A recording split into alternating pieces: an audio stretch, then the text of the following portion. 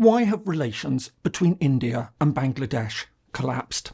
For years, they've been seen as South Asia's closest friends, a textbook example of how two countries with shared history, culture and geography can build a successful partnership. But that partnership is now under serious strain. Diplomatic ties have soured, trade agreements have been suspended, and strategic cooperation is giving way to rising tensions. So, what exactly has gone wrong, and what might this mean for the region? Hello and welcome. I'm James Ker-Lindsay, and here I take an informed look at international relations, conflict and security.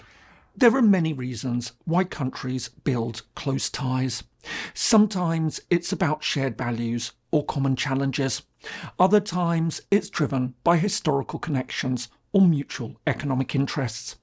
But the truth is, even the strongest international friendships can be fragile. A change in leadership, a shift in political direction, or diverging national priorities can all put a strain on even the most time-tested alliances. And right now, India and Bangladesh are a powerful reminder of just how quickly things can in fact unravel. Having once been aligned across everything from security and trade to cultural diplomacy, the cracks are now becoming impossible to ignore. Geographically, the Republic of India and the People's Republic of Bangladesh are deeply entwined.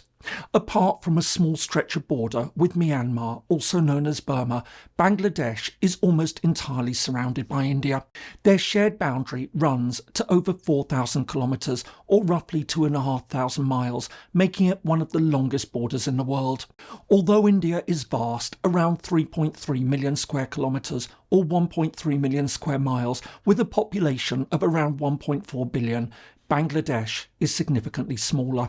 Roughly 147,000 square kilometres or 57,000 square miles, it's home to a densely packed population of around 170 million. But while they share many cultural similarities, religion marks a significant difference. India is a Hindu majority country, whereas Bangladesh is overwhelmingly Muslim. Their shared history stretches back millennia. Once part of powerful ancient empires like the Maurya and the Gupta, they later came under Islamic rule. However, by the 19th century, both areas had been absorbed into the British Empire. During this time, Bengal, which today encompasses West Bengal in India and all of Bangladesh, was not only one of the wealthiest parts of the British Empire, but also one of its most politically restive regions. This was highlighted in 1905 when the British attempted to divide Bengal, sparking widespread protest. Although the decision was reversed a few years later, the idea of partition had now taken root. This would come to the fore several decades later when Britain began the process of decolonisation in 1947, choosing to divide the subcontinent into two new states, India and Pakistan. Whereas majority Hindu India would be officially secular, Pakistan was created as a Muslim homeland. As a result, the Muslim majority part of Bengal was again carved off, becoming East Pakistan. From the outset, the arrangement was fraught with problems. Not only were East and West Pakistan separated by more than 1,600 kilometres, but they were also vastly different in terms of language, culture and economy. While Urdu dominated in the West and was the primary language of administration, Bengali was the predominant language in the more populous East. More importantly, political and military power remained concentrated in the West, fueling growing frustration in East Pakistan. Meanwhile, India, which by that point had fought several wars with Pakistan over Kashmir, which bordered West Pakistan, kept a close eye on developments between the East and West, occasionally stepping in to help East Pakistan. For example, when a devastating cyclone struck in 1970, India offered aid. Eventually, matters between the two parts of Pakistan came to a head in early 1971 when the Awami League, the main political force in the East, won Pakistani national elections. However, the military regime in the West refused to hand over power. As protests erupted, it launched a brutal crackdown, forcing millions to flee into neighbouring India. Faced with a refugee crisis, India invaded in December. 2 weeks later, Pakistani forces surrendered, and declaring independence, East Pakistan now became Bangladesh. As one might imagine, India's role in the war earned it immense goodwill in the new country. Indeed, the two were much more than just neighbours. They became partners. Having recognised Bangladesh right away, India took a leading role in rebuilding its war-torn economy, offering energy, infrastructure and development assistance. In 1972, they signed a Treaty of Friendship, and 2 years later they reached a land boundary agreement which addressed the long-standing issue of enclaves, small pieces of territory located within each other's borders. But despite the strong start, relations took a turn for the worse in 1975 when Sheikh Mujibur Rahman, the founder of Bangladesh and a key ally of India, was assassinated in a military coup. Adopting a more Islamic and nationalist stance, the new rulers of Bangladesh distanced themselves from India and played down the Indian role in the country's independence. Instead, over the next decade and a half, Bangladesh rebuilt ties to Pakistan and moved steadily closer to other Muslim states like Saudi Arabia. Meanwhile, as India was left to one side, Bangladesh also started to build relations with nearby China, Pakistan's key ally and India's main regional rival. However, in 1990 the military government was overthrown, opening up a new chapter in relations. I hope you're finding this helpful. If so, please do give it a like and subscribe if you haven't already. Thanks, and now on with the video. The return to democratic rule brought a fresh start to relations between India and Bangladesh, and in the years that followed, they worked to rebuild trust. In addition to addressing water issues, a long-standing point of contention, trade increased and India became one of Bangladesh's most significant economic partners. Likewise, cultural and academic exchanges resumed, and there was renewed talk of cooperation through regional bodies. And while occasional friction arose, such as border skirmishes in 2001, the overall direction remained positive. However, it would be under Sheikh Hasina, the daughter of Mujibur Rahman, that relations truly flourished. Returning to power in 2009, her government actively pursued closer ties with India. At the forefront of this was security cooperation, which deepened as Bangladesh cracked down on anti-Indian insurgents, extradited wanted individuals, and started to share intelligence. Meanwhile, for its part, India responded with political and economic support. New bridges, cross-border bus and train services, and joint energy projects all strengthened the growing partnership. And while the countries continue to have some differences, especially over water resources, India nevertheless saw Hasina and Bangladesh in general as a friendly and dependable partner. Indeed, for a time, the relationship was regarded as perhaps the strongest in all of South Asia. So, given all this, why have relations now collapsed? The current breakdown has its roots in Bangladeshi domestic politics.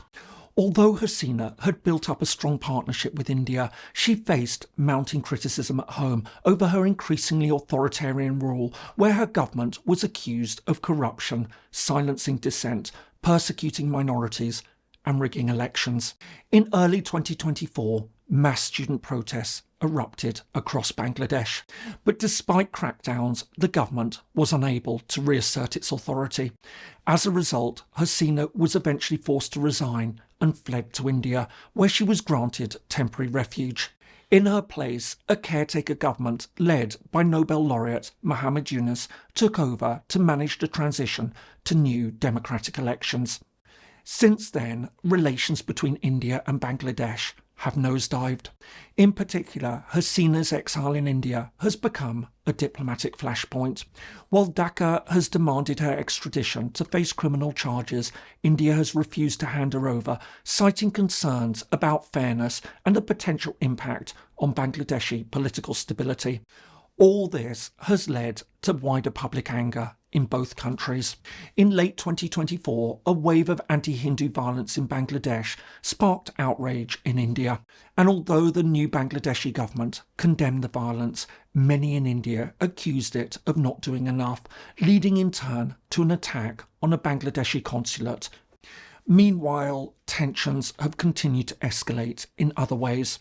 For example, in April 2025, India abruptly revoked transshipment rights for Bangladeshi exports, thereby making it more difficult for Bangladesh to trade goods through India.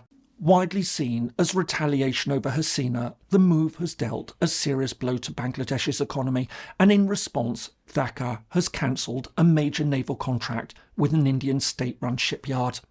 Most recently, tensions have also been inflamed by reports that Bangladesh has been preparing to demolish the crumbling family home of one of India's most revered film directors, despite Indian offers to pay for the necessary renovations.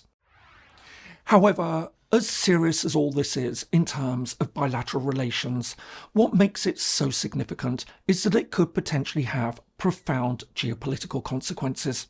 As relations with India have deteriorated, Bangladesh has begun to look to China. This was highlighted in late March 2025 when Prime Minister Yunus's first official visit overseas was to Beijing rather than to India, the usual first stop for new Bangladeshi leaders. There, he was given VIP treatment, meeting with senior Chinese officials, including President Xi Jinping, who celebrated the 50th anniversary of relations between the two countries by lavishing praise on Bangladesh. But all this goes well beyond warm words. Beijing has also backed up its support with a series of concrete steps. Alongside pledging over $2.1 billion in loans, grants and investment, including a port upgrade and new industrial zone, it's also promised to expand its aid to Bangladesh.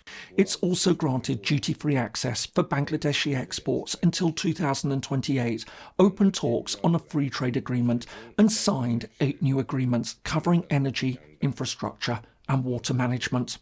The two sides have also discussed deeper defence industrial cooperation, a move many view as a clear shift in Bangladesh's foreign policy. So, where does this leave things between India and Bangladesh? Right now, the outlook is unclear. While many would point out that India and Bangladesh have gone through difficult phases before, some observers argue that this current crisis feels different. It seems deeper and potentially longer lasting. Indeed, as things stand, there seems to be little sign that the crisis is coming to an end. Crucially, there's no indication that India will hand over Hasina. But if things don't change, the impact could be huge for both countries. Not only does India all but surround Bangladesh, but it also works the other way too. Bangladesh is in the midst of large areas of Indian territory. A bad relationship would be tricky, especially if exploited by China. But equally, both countries still stand to gain significantly from cooperation on a range of shared challenges, including climate change, migration, energy, trade and water resources. But finding a way to live with their differences will be key to all this. Whether they can reset and rebuild the friendship they once had will depend on political will. But as things stand, if things continue on their current course, we may well be witnessing the end of one of South Asia's most important and successful bilateral relationships. Thanks so much for watching. If you found this helpful, here are some other videos that you might find useful. Thanks so much, and see you in the next video.